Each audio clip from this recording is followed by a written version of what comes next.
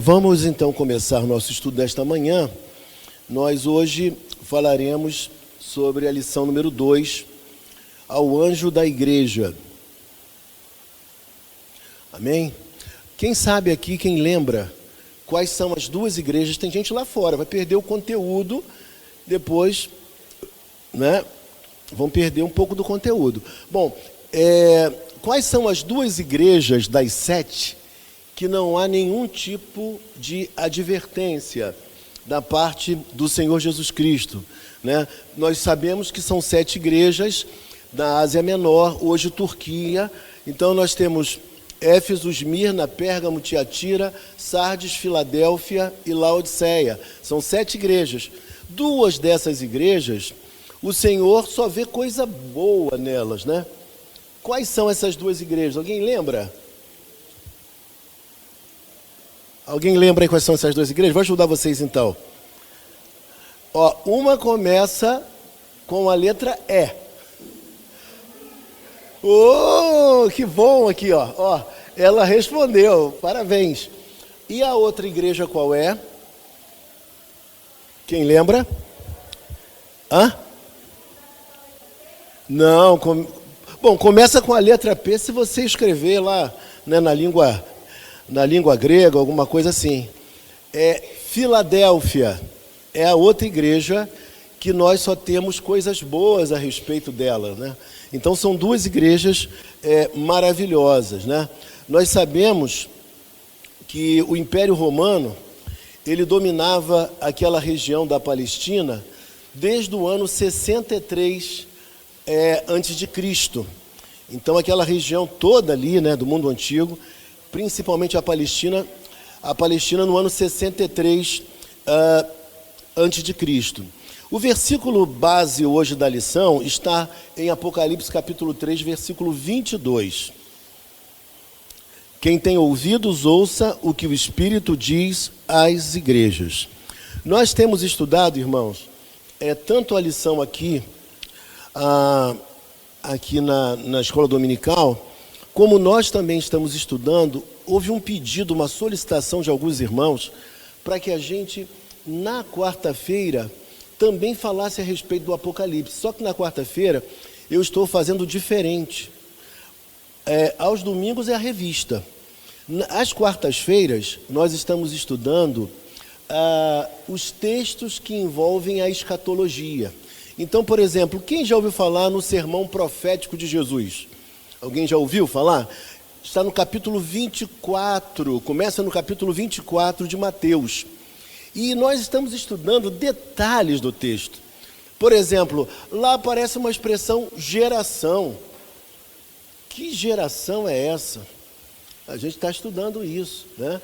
A gente está estudando se a volta de Cristo, vamos estudar aqui também, né? Mas só que lá são textos específicos da Bíblia, né? Direto, só o texto. Por exemplo, se a vinda de Cristo, ela vai ser secreta ou não, ou vai ser visível a todos. Existe gente que pensa que vai ser secreta. E a gente está estudando isso às quartas-feiras também, entendeu? Como vai ser a vinda de Cristo, se vai ser secreta ou não. Bom, mas tem gente que fala que essa segunda vinda, eu quero que a senhora venha quarta-feira. Mas sabe o que acontece?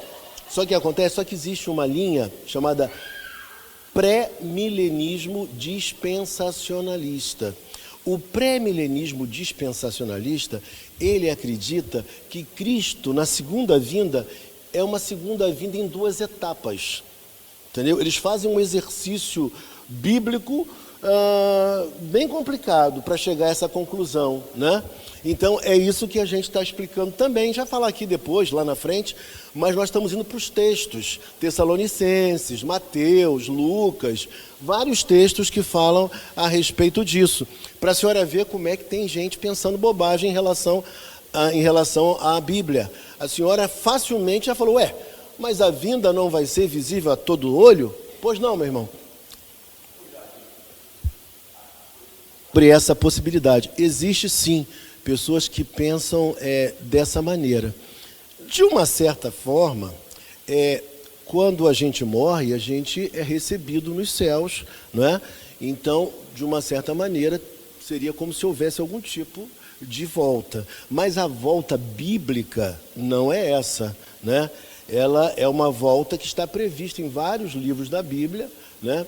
Então será uma volta retumbante, vai ter som de trombeta, não é isso? Vai ter sinais nos céus, então vai ser um retorno, da mesma forma que ele foi assunto aos céus, dizem Atos dos Apóstolos, ele também retornará, né? Então será um momento...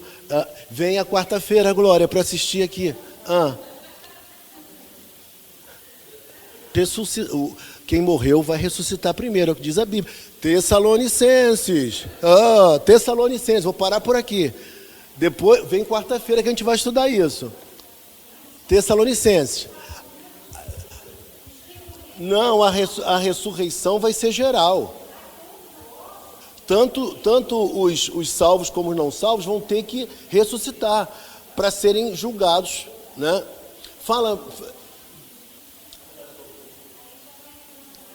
Pois não. Vem a quarta-feira. Mas aí é que eu vou dizer para vocês, olha só. Preste atenção.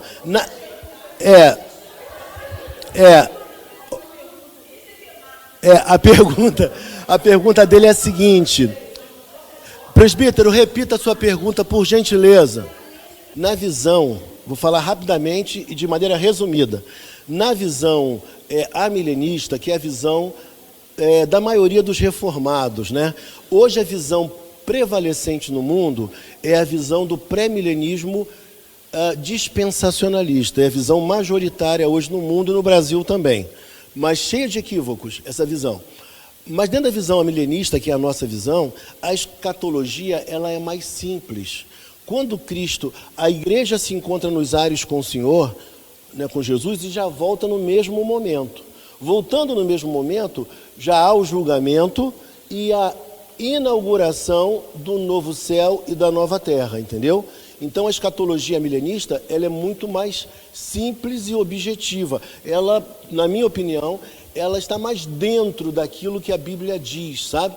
Então ele retorna com a sua igreja no mesmo momento. Não há um intervalo de 7 anos, como algumas ideias, como por exemplo a ideia dispensacionalista, é difícil falar isso, acredita, entendeu? Para nós, a igreja sobe, até tem uma explicação muito interessante, que eu já vi em diversos livros de teologia, que é a seguinte explicação que eu já dei aqui inclusive. O arrebatamento não tem essa ideia que a gente absorveu dos filmes, né? Do carro ficar desgovernado porque alguém subiu, né? E, inclusive, a gente vai estudar semana agora, espero que cheguemos ao versículo, o capítulo 24 de Mateus, no trecho que explica essa passagem que fala que um foi tomado, né? Um foi deixado, outro foi tomado. Não tem nada a ver com esse arrebatamento que eles estão dizendo aí. Mas se você quiser saber sobre isso, você vem à quarta-feira. Não, mas sério, gente, sério, é impressionante. Sabe o que acontece? Nós falamos, até pastores, nós reproduzimos algumas ideias que já estão no senso comum, mas não avaliamos se essas ideias estão realmente dentro da Bíblia. Vê o filme, não é? Tem muita gente que a teologia é a teologia de Hollywood, não é? Então, a gente vai explicar isso. Que história é essa de um foi tomado, outro foi deixado? O que a Bíblia está dizendo a respeito disso? Né? Então, são coisas importantes para a gente saber. Agora, uma coisa é verdade, gente. Nada vai fugir, nada está fugindo ao controle de Deus. Cada vez mais que eu estudo a escatologia, mais eu fico convencido. Olha só que coisa. Irmãos, sério. O que a Bíblia diz não pode ser um arranjo de homens.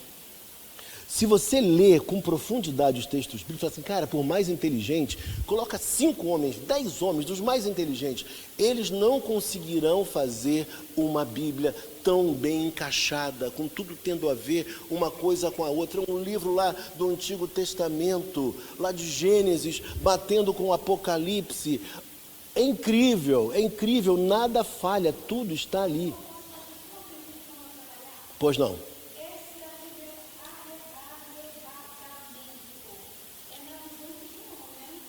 Olha só, o que acontece? O arrebatamento é o seguinte, qual é a ideia do arrebatamento? Na cultura antiga, na época do Novo Testamento, quando uma autoridade vinha a um país, entendeu? O que acontecia?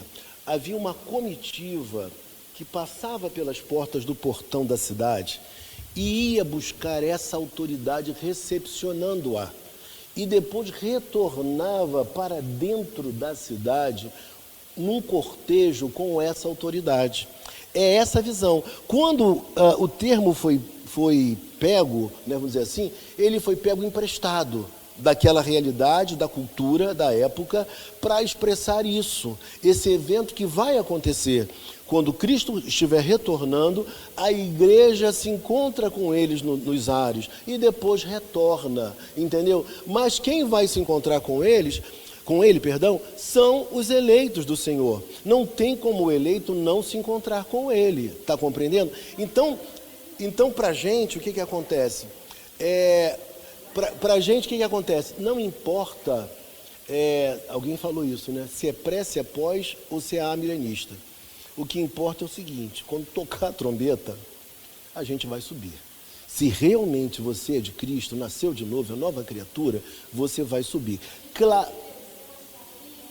Sim, tudo isso está na Bíblia.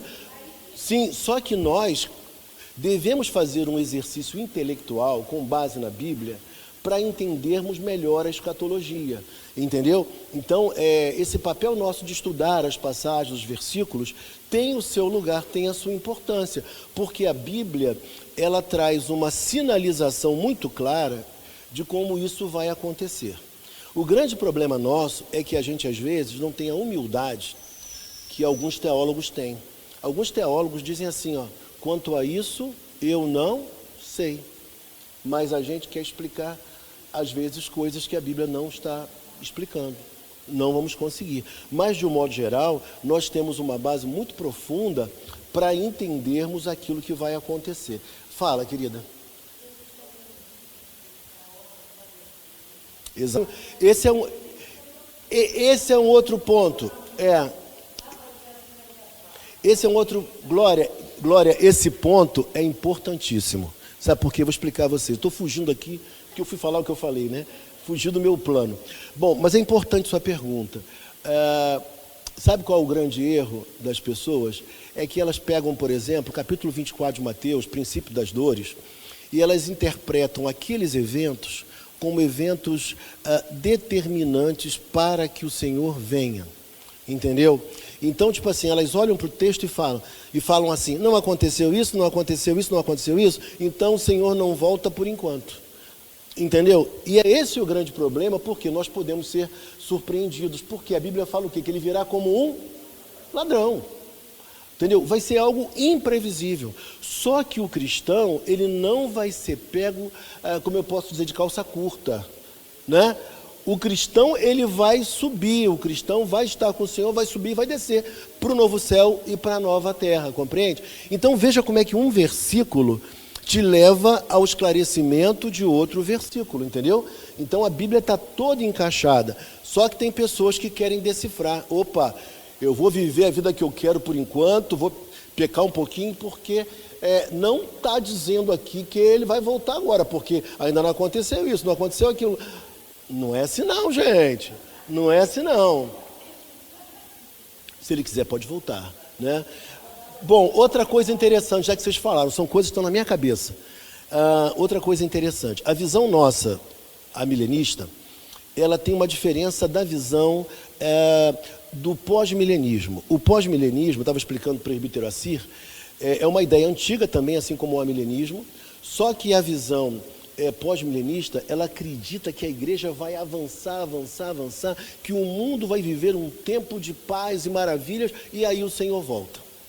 O milênio vai ser esse tempo assim, né, de paz e maravilha, e o Senhor volta. Já na visão amilenista, que é a minha visão, a visão dos pastores, na maioria pastores presbiterianos, a gente pensa da seguinte maneira: sim, esse tempo é o tempo da igreja, a igreja vai evangelizar, a igreja vai ganhar muita gente para o Senhor Jesus, mas uma coisa também vai acontecer nesse tempo.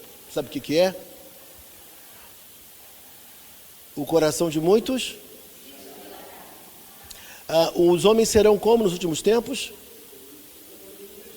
Jactanciosos, amantes de si mesmo, não é isso que é?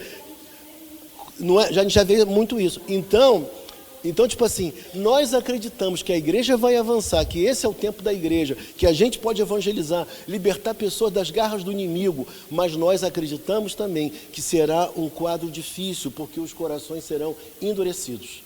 Outra coisa interessante é que para nós a grande tribulação... Sim.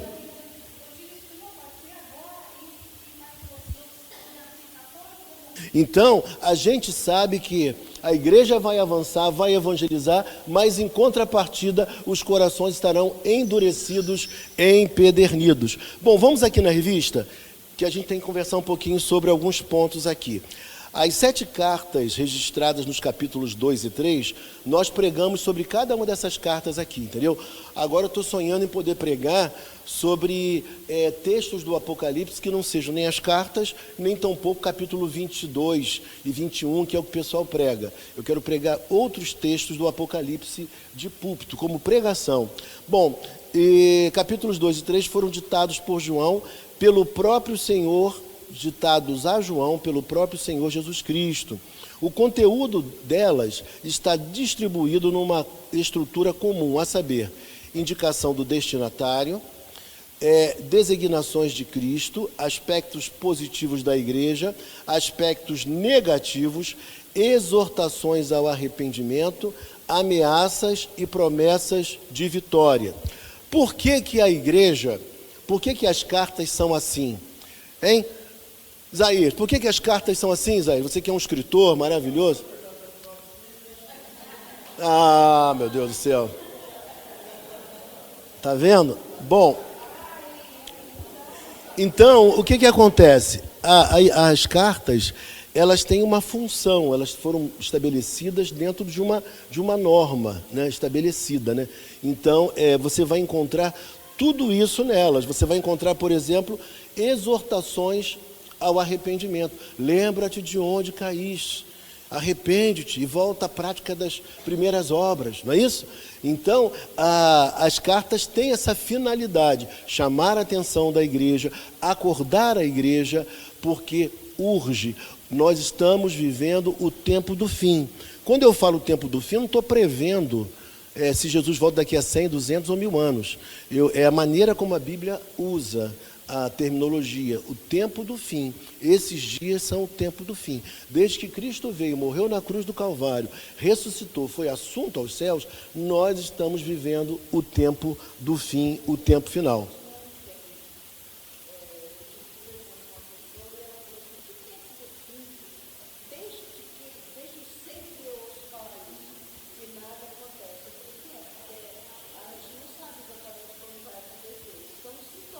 Sim.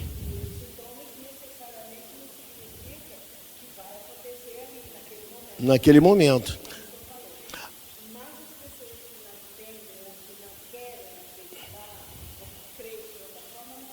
Não aceitam. E aí eu pergunto a vocês uma coisa aqui. Essas cartas, as 7 cartas às igrejas, elas só serviram para as 7 igrejas? O que você pensa a respeito?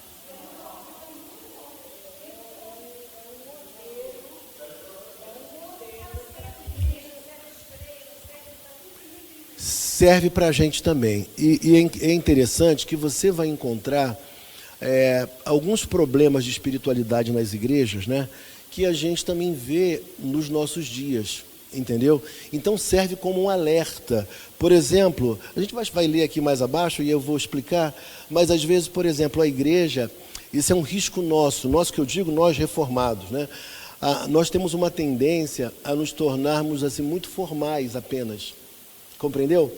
A gente não tem aquela postura de ser mais aguerrido na evangelização, não é? De ir atrás das pessoas, de falar para elas de Jesus Cristo. A gente é um pouco mais assim, comedido. Não é que a gente seja hipercalvinista. O que é isso, pastor? Hipercalvinismo. É aquela ideia de que, nós sabemos que Deus vai salvar mesmo, então não vamos evangelizar ninguém, não vamos mandar ninguém para o campo missionário, não. Essa não é a nossa ideia. Nós somos calvinistas, mas nós acreditamos que Deus tem os seus eleitos, mas os seus eleitos serão identificados pela pregação da palavra. É a palavra que vai trazer os eleitos a Cristo. Precisam através da pregação. Então é você pregando, sou eu pregando, ela pregando, que dará a chance das pessoas ouvirem a palavra de Deus. Então, aqui é um risco que nós corremos de nos tornarmos formais, né, ao extremo. Fala, meu irmão.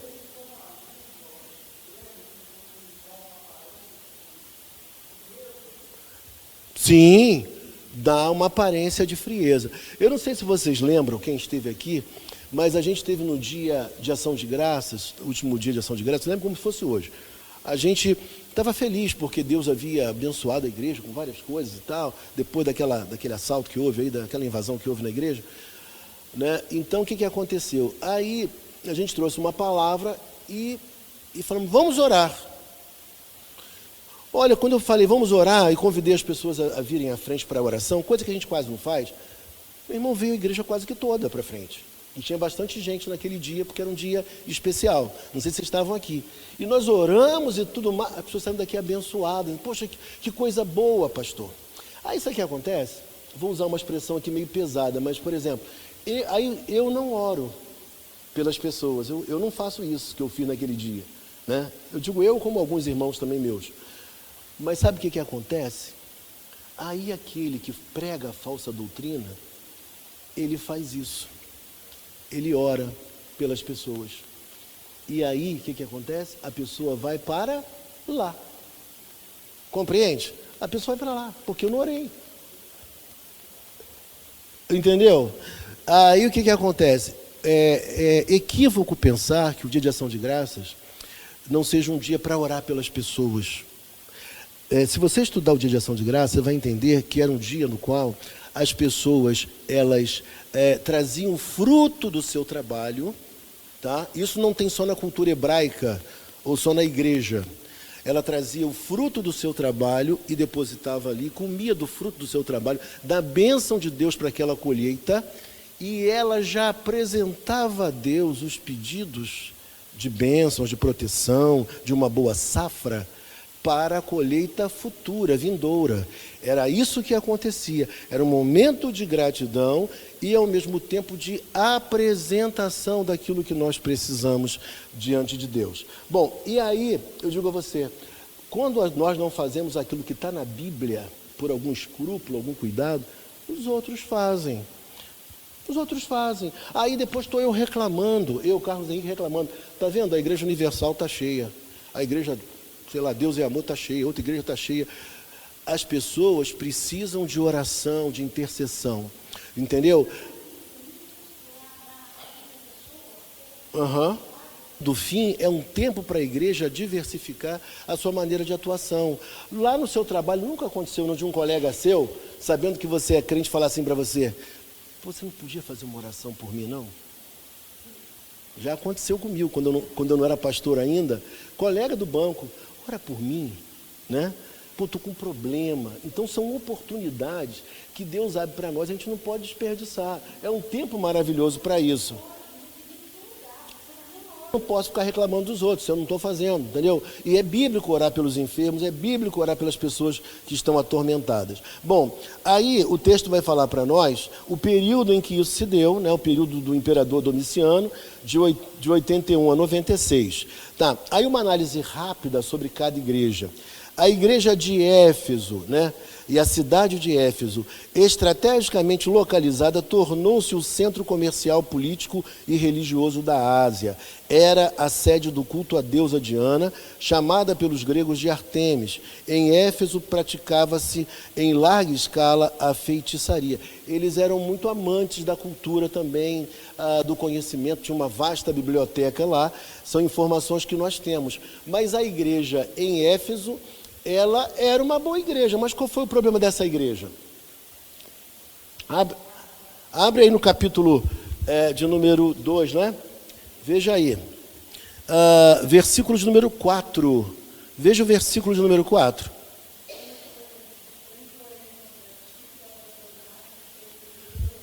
Irmãos, essa igreja, ela tinha até suas qualidades, mas ela tinha uma coisa muito grave contra ela, que ela havia perdido, não o amor, porque o amor não se perde, o amor jamais acaba. Se você é crente, você tem um amor, né? Você pode estar triste, pode estar com problema, mas o amor você não perdeu, né? Pode estar aborrecido, mas você não perdeu o amor. Você é de Cristo. Mas o texto fala uma coisa aqui interessante para a gente, que eles haviam perdido o primeiro amor, aquela qualidade inicial que eles tinham no exercício da fé, né?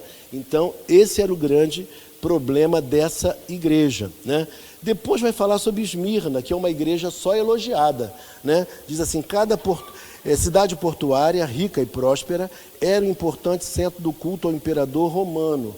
Aqui tem uma coisa também importante da gente relembrar, que eu já preguei aqui há pouco tempo sobre as igrejas da Ásia Menor. Bom, o problema aqui é que havia o culto ao imperador. Pelo menos uma vez no ano, você era obrigado a acender incenso ao imperador, à imagem do imperador. Se você não fizesse isso, estava frito. Você não conseguiria negociar, comerciar, você sofreria uma série de pressões, né? Era como se você estivesse indo contra o governo local, né? Então não podia fazer isso. E aí eu digo a você, no restante do ano, você poderia fazer o que você quisesse. Adorar Baco, adorar Artemis, adorar todo mundo que você quisesse. Mas uma vez no ano você teria que acender incenso à imagem, se curvar diante da imagem do imperador. Mas aí está o problema. Viu que eu falei na pregação sobre exclusividade? Nós cristãos, nós temos que ter o quê? Exclusividade. Cristo requer exclusividade. Se uma vez no ano eu acender incenso a qualquer imagem, eu estou cometendo um pecado gravíssimo, porque eu estou consciente que o único Deus verdadeiro é o Senhor Jesus Cristo, né? Então eu não posso fazer isso jamais, né? E esse era o dilema dos cristãos daquela época.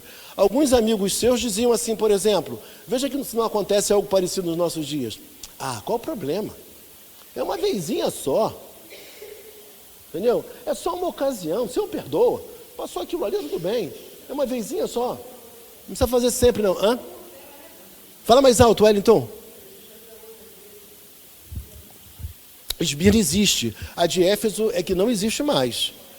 A Éfeso, sabe o que aconteceu com Éfeso? Ela não voltou.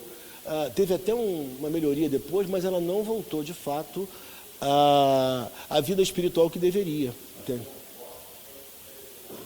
Sim.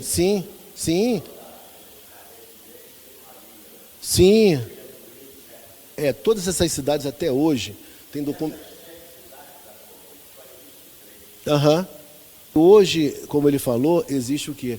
O turismo religioso, né? Nessa região.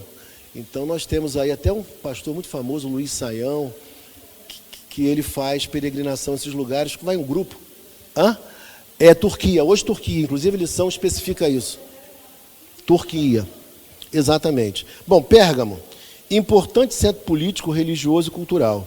Tornou-se na Ásia o principal local de adoração ao imperador, está vendo? Era também o centro de cultos a vários deuses e deusas, principalmente Zeus, Ateneia, Dionísio, que é o famoso Baco, né? E eu tinha um amigo meu que inclusive brigava comigo quando eu dizia assim, né? Eu dizia assim, poxa, foi muito bacana aquela reunião. Ele dizia, Carlos Henrique, não fale isso. Falava para mim, não fala uma coisa dessa, rapaz. Você sabe muito bem de onde vem isso. Eu falei, desculpa, né? porque a origem tem a ver com Deus Baco, né? E ele chamava atenção sobre isso, e às vezes eu falava, e sempre que eu falava ele batia nessa tecla, né? Então veja vocês que a adoração a outros deuses era algo muito comum naquele período, naquela cultura, como também é muito comum em nosso país. Então, olha que o desafio que eles viviam lá, de uma certa maneira, também é o nosso desafio aqui, porque vivemos numa sociedade pluralista, né? Onde há muito sincretismo religioso, as pessoas têm todas as concepções de culto, né? Você vê que surgem igrejas das mais diversas, que mesclam, por exemplo, elementos do cristianismo com o espiritismo e também com o catolicismo. Você vê que tem igreja aí que oferece o que? O sal grosso, não é? Não tem isso? Tem igreja que o irmão no culto recebe um galho de arruda, uma aguinha para levar para casa, né? Então, coisas assim atrai. O povo quer. Lá, tem uma igreja que ela dá uma rosa ungida. Ela dá uma rosa ungida e fala assim, ó, dia tal é a entrega das rosas. Agora, no domingo você não pode perder, porque é a consagração das rosas.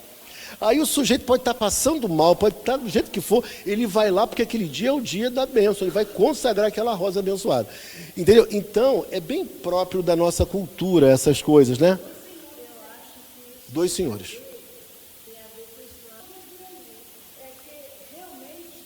Por esse motivo, os povos daquele período da igreja primitiva, eles chamavam os cristãos de ateus. Você sabia disso? Eu preguei aqui, eu falei sobre isso, em algumas pregações sobre as cartas da igreja do Apocalipse. Quem esteve deve lembrar. Sabe por que nós éramos chamados de ateus? Por quê? Em primeiro lugar, porque nós só tínhamos um Deus. Para eles era muito pouco, um só. Um só, né? Pior, nós não tínhamos naquela época templo. Então, para eles, aquilo era uma coisa de gente que não acreditava em Deus, não ter templo. Exatamente. Entendeu? Então, para eles, a gente era chamado de ateu. Nós éramos os ateus. Entendeu?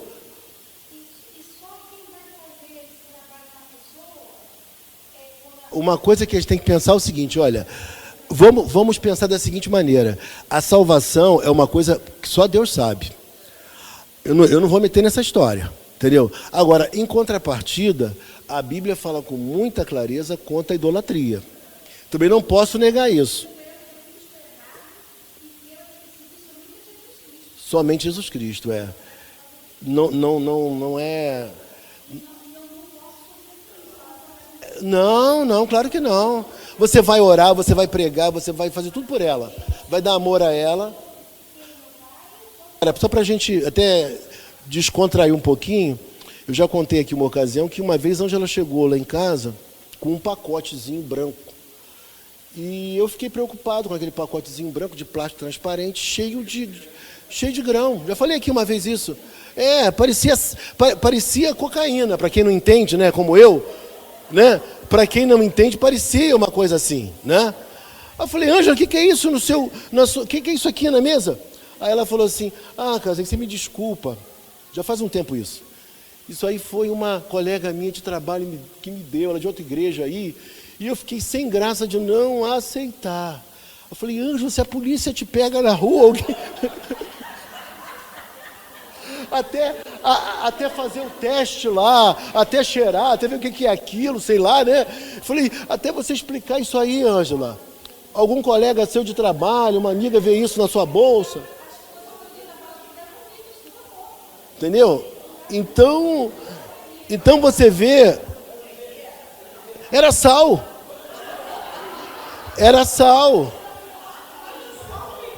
Entendeu? Olha, o nosso grande problema é esse. O nosso grande problema é porque quando a Bíblia não é a regra de fé e prática, né? Quando a Bíblia não é a regra de fé e prática, o misticismo impera, né? Então, práticas místicas começam a adentrar a igreja e a gente, quando vai ver, não tem mais como, né? Porque as pessoas estão presas àquilo ali, entendeu? Então é muito complicado. Já vi coisas piores. Já vi, por exemplo, um rapaz com um pouquinho de cimento, um saquinho com cimento. Aí eu falei, bom, é menos pior, né? Porque não parece nada de ruim assim. Aí eu perguntei a ele, o que é isso? Aí ele falou assim, não, é porque o nosso sonho, o meu sonho na minha família é ter uma casa própria, eu não tenho. Aí lá na igreja o pastor distribuiu o cimento da casa própria. Então é um misticismo que acontecia aqui, tá? Bom, alguém lá atrás, vamos ouvir o que acontece. Essa igreja que você está se referindo, ela é uma igreja que tem como mentor, vou tentar falar o nome dele aqui, porque eu não sou muito bom para essa pronúncia, mas o mentor deles lá é Kenneth Hagin, entendeu? Então, que é um autor que tem uma visão mística muito complicada, entendeu? Dizem que os seus ensinos remontam à ciência cristã, entendeu? Então, ele e um outro chamado Benny Hinn, eles creem em coisas absurdas, entendeu? Essas ideias chegaram a entrar, inclusive, em algumas igrejas, pelo que eu soube, inclusive igrejas reformadas, entendeu? Influenciadas, né, por essas ideias. A igreja presbiteriana, inclusive, entendeu? Numa certa localidade aí, o pastor era adepto do Benny Hinn e essa linha aí, né, que não é nem teologia, não posso chamar de teologia. Então, o que acontece? Não há nenhum problema em relação a um presépio. Claro que essas questões, elas são de foro íntimo, entendeu? Se a pessoa acha que não há nenhum problema, que ela use. Se ela, por acaso, achar que tem problema, que ela não use. Agora, obviamente, nenhum de nós, né, se tiver um presépio em casa, vai fazer o quê? Vai adorar. Porque o problema todo está na adoração. Por exemplo, Ângela fez 2 quadros da justiça, né? Vocês conhecem, né? A deusa da justiça, né? E tal. E aí o que aconteceu? Ela fez o quadro. Um foi para um advogado, um amigo meu, que comprou o quadro, e o outro foi para uma amiga nossa, também formada em Direito, que o irmão é promotor lá em São Paulo, entendeu? Então, tipo assim, mas hoje ela não está com isso incentivando a idolatria de forma alguma, entendeu? Né? Então, todo mundo há de entender que tem a ver com a justiça e não outra coisa qualquer. Então, nesse aspecto, a intenção... Não, eu digo assim, não digo nem isso. Eu digo assim, nesse caso, o que a gente tem que ter é esclarecimento.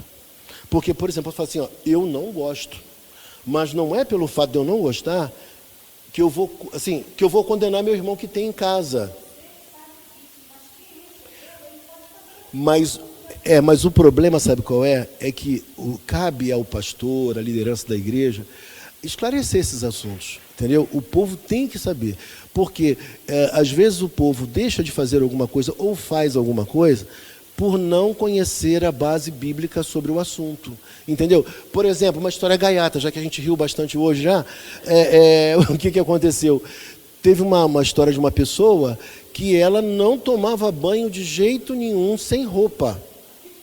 Por quê? Porque ela achava que Jesus Cristo iria voltar a qualquer momento e se ela estivesse sem roupa, ela não iria subir. Agora, isso é o quê? Falta de esclarecimento, falta de entendimento. Mas aí cabe também à liderança da igreja explicar adequadamente para que a pessoa entenda. Bom, eu vou parar por aqui, porque já deu o horário, mas na semana que vem a gente volta. E quem quiser estudar os textos também, venha na quarta-feira, entendeu?